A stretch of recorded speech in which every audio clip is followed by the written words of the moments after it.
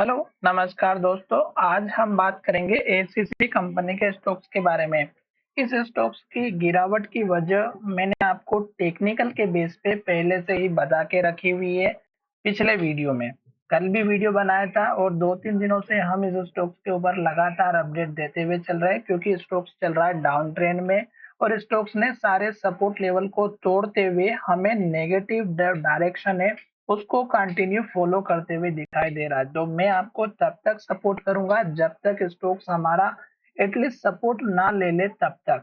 मैं आपको यहाँ पर केवल एजुकेशन के लिए लेवल्स बता रहा हूँ, बाय सेल की कोई एडवाइस नहीं है। फिर भी आप ट्रेड करते हैं तो अपने फाइनेंशियल एडवाइजर से एक बार जरूर कंसल्ट कीजिएगा क्योंकि स्टॉक्स का डिसीजन आपका है बाय और सेल करने का, प्रॉफिट और लॉस भी आपका ही रहेगा। मैं केवल आपको यहाँ पर ये समझाना चाहता हूँ कि अगर आपको कोई एडवाइजर आपको किसी भी स्टॉक्स में बाय और सेल के लिए बोलता है तो आपको एटलीस्ट पता होना चाहिए कि स्टॉक्स का सपोर्ट लेवल और टारगेट किस तरह से पता चलते हैं।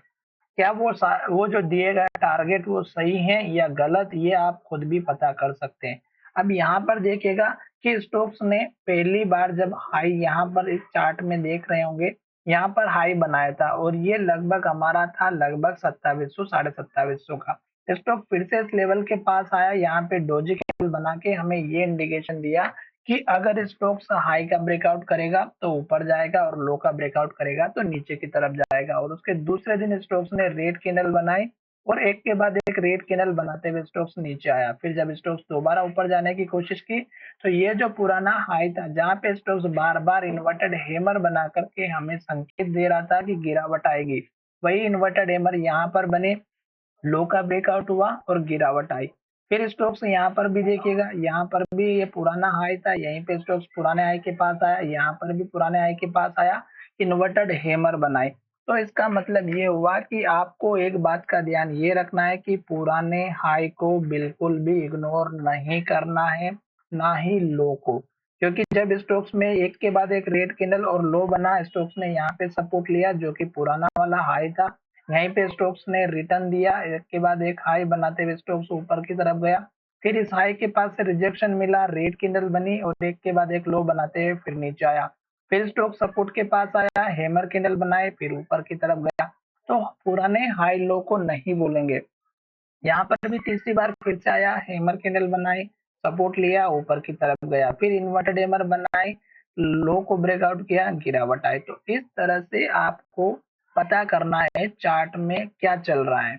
अगर ये चीज आपको समझ में आ गई तो बहुत ही अच्छी बात है। अगर आपको ये नहीं समझ में आती है तो आप केवल दो चीज को ध्यान में रखिएगा, पहला रेड कैंडल और दूसरा ग्रीन कैंडल। रेड कैंडल जब तक बनेगी आप एंट्री नहीं लोगे किसी भी स्टॉक्स में, और ग्रीन कैंडल जब तक बनेगी आपने स्टॉक्स लेकर के रखा है तो बने रहेंगे। अब ये नियम आपको मंथली चार्ट में भी काम आएगा, वीकली चार्ट में भी काम आएगा, डेली चार्ट में भी काम आएगा, 15 मिनट में भी काम आएगा। तो ये नियम बहुत ही अच्छा है और ये मैं खुद अपने लिए अपने हिसाब से यूज करता हूँ। रेड कैंडल में एंट्री नहीं लेना है। अब अगर आप यहाँ पर देखेंगे तो स्टोक्स ने इस सपोर्ट वाले लो को तोड़ा था और देख सकते हैं कि स्टोक्स ने यहाँ पे सपोर्ट भी लिया। दूसरे दिन स्टोक्स में बड़ी गिरावट हुई और एक के बाद एक रेड कैंडल बनाते हुए स्टोक्स नीचे आ रहा है। अभी भी रेड कैंडल कंटिन्यू बनते हुए जा रही है। अब स्टोक्स का सपोर्ट वाला लेवल इस कैंडल के हाई के आसपास का है जो लगभग 2250 का है। दूसरा सपोर्ट लेवल इस कैंडल की लो के आसपास का है जो लगभग हमारा 2200 के आसपास का बना हुआ है। तो ये दो सपोर्ट के लेवल दिखाई दे रहे हैं। साथ ही स्टॉक्स हमारा मूविंग एवरेज जितने भी है उसके नीचे आ चुका है और स्टॉक्स अभी नीचे की तरफ ही जा रहा है। तो हमें इसको रोकना नहीं है, ना इसको हाथ लगाना है, ना इसको छूना है। जब तक स्टॉक्स नीचे जा रहा है, रेड कैंडल जा रहा है, बस बैठे रहेंगे और देखते रहेंगे कहाँ तक जाएगा।